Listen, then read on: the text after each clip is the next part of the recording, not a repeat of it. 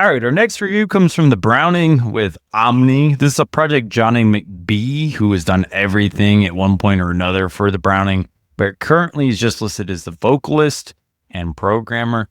It also features Akeem Bevins on bass, who, if anybody's on TikTok, you've probably seen this guy. He does all kinds of reaction videos and such.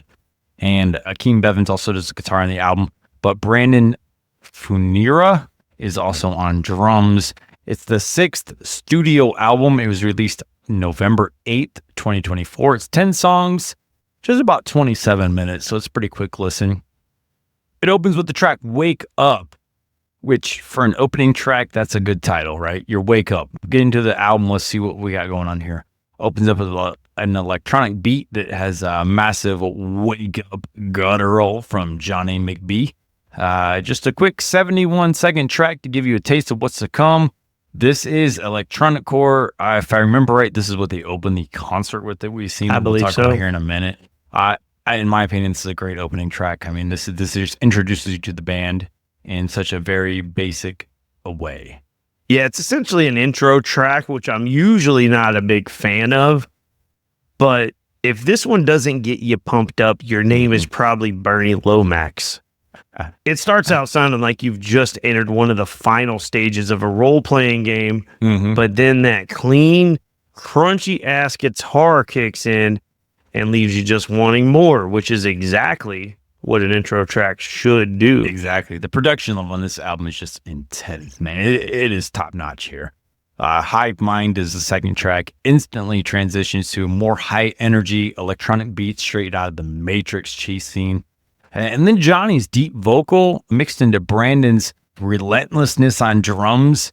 It just gets more intense as the track goes on. Hive Mind is a great second track, and pretty much it is the opener because the intro was just an intro. It was an intro. It was a killer intro, but it was an intro. Listening to this track, it's just super clear how talented Johnny McBee is. Not only does he write all of these songs himself, but he is the producer as well. And as Justin just alluded to, this is some of the cleanest production I've ever heard.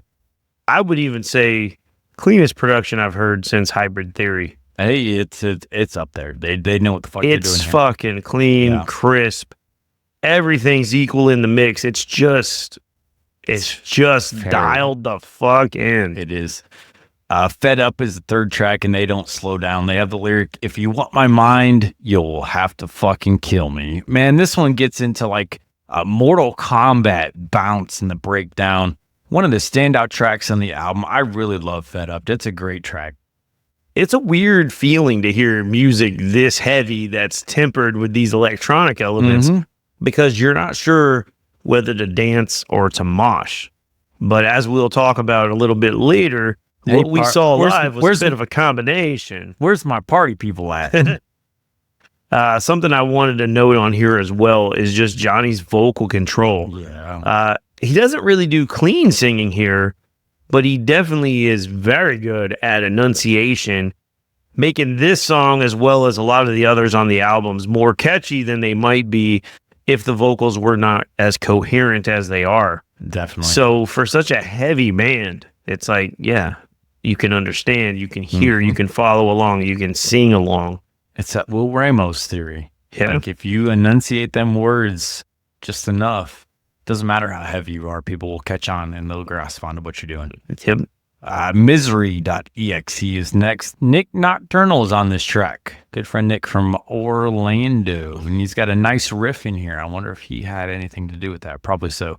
He's a pretty good on the guitar there, if you don't know. There's an absolutely insane breakdown. I know I keep going back to that, but damn near every song on this album is built around a breakdown. And it's just how they get there with all the electronic noises and stuff that you normally don't hear. And there's a deep vocal guttural to this track. Like Johnny is just very in control of what he's doing vocally. Very well put together. Misery.exe is another good track. Nick, bro, we're right down the road. We're trying to do fun metal things together. Yeah, come you just let us know when you're ready. Anytime, brother. But to me, this is probably the heaviest song on the album. Some of the coolest electronic programming as well. The vocal tricks here are incredible. Some of the best gutturals and some breeze.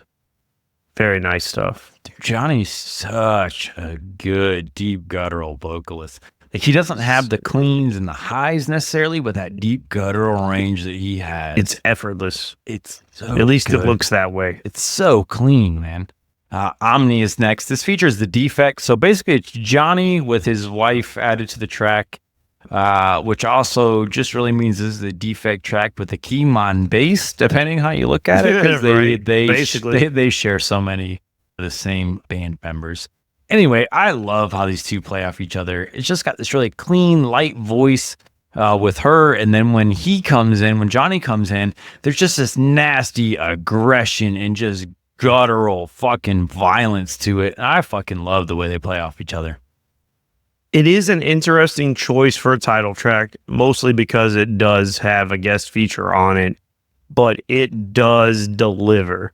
The song is definitely an earworm. Moon's vocals really complement the music here and create more of an ethereal feel to this song, Yeah, even though it's still objectively heavy as fuck. definitely. I love it. Deceiver is next. Is that German mixed in? Whatever it is, man. Yeah, it might be, Like- actually. I'm not sure. It's very demon sounding and it's cool as shit, and I love it. Listening to this with good headphones is another experience. They throw crazy noises all over the place, and there's massive beats mixed in. Brandon's just beating the shit out of these drums throughout this track and this album in general. He's also on The Defect. He's the drummer of that band too. So, like, man, he's such a fucking good drummer. I love this track. Did I say Misery EXE was the heaviest song? Yeah, I was and just then all of kidding. a sudden the Deceiver came in. Tying in exactly with what you just said, hard to not notice the slight Rammstein influence with the vocals at the beginning of this track. So yeah, maybe that is German because we both obviously heard something similar for me to bring that out. Yeah. But god damn, did the breakdowns go hard on this one. Jesus. Yeah. Apollo is next. This one isn't bad, but it kind of blends into the album. The breakdown has a big serial killer vibe. It's got that you know, like that fucking Michael Myers, Jason chasing you down type of scene shit. Apollo's another good track, man, but it kind of just blends into the album, but it's there. Agreed. It's a solid track. Doesn't stand out, but it's a great as part of the full album listen. It won't make any playlist, but I'm not going to skip it when I listen to the album. Yeah, definitely. Poison is next. It's like a swarm coming at you, a swarm of bees or whatever you want to think of. And then you briefly get sucked into this hypnotic, slowed down beat, but you don't stay there long as the frantic beat down continues. Poison's another good track. This one has my favorite breakdown of the album. Very modern deathcore style, low and slow breakdown, but the electronic elements make it seem really fresh. You know, it's not Lorna Shore copycat. No, they're doing their own thing here. Yeah. So, And then we're going to lead into the closing already, man. This album is over before it even feels like it starts. It's under 30 minutes, but Come to Grips with the Death and the End is a very melodic, very surreal moment to clear your mind. It leads into the closer, which is Soul Drift. It leads into this huge Soul Drift sounding like big ass demon scream. I like how they bring that previous track, Come to Death with the End. The hook of it comes back in throughout the verses with the heavier choruses. They go straight into the techno breakdown, and there's this creepy ooh vocal over it all. I don't know how to describe it. You have to just check it out. This feels like a final boss of a video game. When you go from Come to Grips with the Death and the End into Soul Drift, it's a very, very cool way to end this album. yeah, for sure. Come to Grips is like, you could label it as just an interlude track, but it's deeper than that because it leads perfectly in to Soul Drift, and it has that lyric. So drift through the void that's in my head, come to grips with death and the end. And it leads in, and then, like you said, that lyric becomes part of the next song. So that's really cool. They really tear it down here to close this thing out. It feels emotionally deep.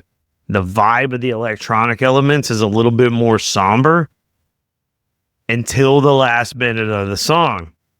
And then they decide to take it out with a party. And it's like, oh, you thought things were as dark as they could get? Nah, man, let's have a good time. It's all right. Let's celebrate. Where's my party people at? It threw me for a loop the first few times I listened to this album because it kind of takes you down a dark path. And then it's like, nah, we're going to end on a positive note. We're not leaving you there. We're not leaving you there. So overall, this was the first full album that I've listened to from the Browning. I had heard songs here and there, and I liked their sound, but I hadn't ever really went down the full rabbit hole into their discography. But this album is so well written and executed. And as I stated, the production on this is as clean as it gets. The mix is perfect.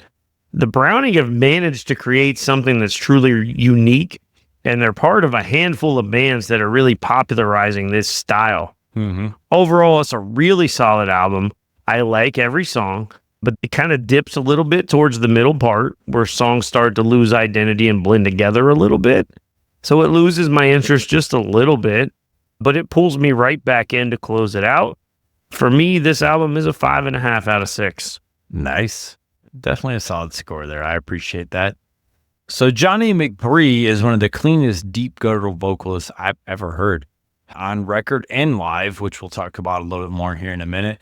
I've always loved how this band seamlessly blends heavy electronic music with deathcore, and they do it in a way that nobody else has ever done. It's, as I mentioned, it sounds redundant, but it's seamless. Like, they just do it in a way that, like, it doesn't conflict with each other. You have deathcore, you have electronic, and they mix it straight together, and it's fucking perfect. Where are my party people at? That's what he says all the time.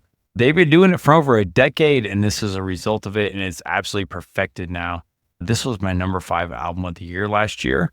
The Browning's Omni gets a 5.5 out of 6 for me. I pull it down just a little bit because of, ironically, the track Apollo, which they did not play live, and we'll talk about that here in just a minute when we go over the concert that we've seen.